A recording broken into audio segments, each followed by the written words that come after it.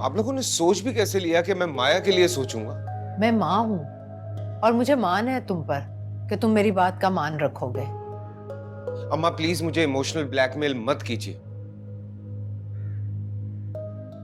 जिस लड़की से मैं नफरत करता हूं, जिसका नाम सुन के मेरे तन मन में आग लग जाती है, मैं उसे अपनी जिंदगी का हमसफर नहीं बना सकता। जब सोच के ताले खोलोगे तो उसके लिए नफरत के बादल खुद ब खुद झट जाएंगे।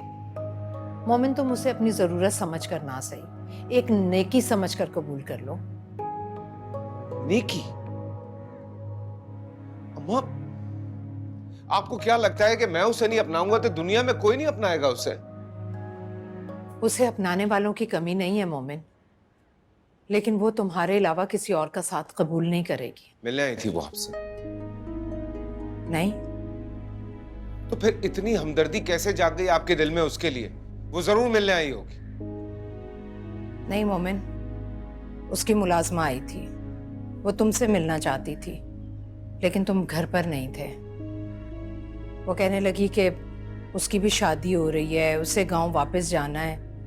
वो बहुत परेशान थी माया की वजह से। हाँ तो चली जाए। माया को मुलाजमाओं की कोई कमी तो नहीं है, एक नहीं वो 10 रख सकती है। फरी गई थी उससे मिलने। मेरी इजाजत से गई थी वो। समझ में नहीं आ रहा है ये क्या कर रहे हैं आप लोग। अम्मा वो लड़की आप सबको जाल में फंसा रही है। मोमिन, बदगुमानी गुनाह है बेटा, उसकी नीयत पर शक मत करो। आप नहीं जानती उसे, मैं जानता हूं। तुम नहीं जानते। अगर जानते होते तो उसके बारे में अपनी सोच बदल लेते।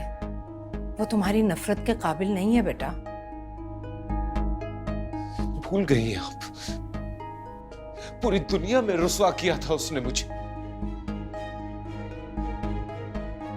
मैं नफरत के सिवा उसे कुछ नहीं दे सकता। रुसवा किया तो फिर उसका अजाला भी किया, और अजाला भी ऐसे कि वो सारी दुनिया में खुद रुसवा हो गई। मोमिन, तुमने कभी सोचा कि उसने अपनी गलती का एतराफ ऐसे किया कि वो खुद तमाशा बन गई और इसी एहसास ने उसकी मां की जान ले ली।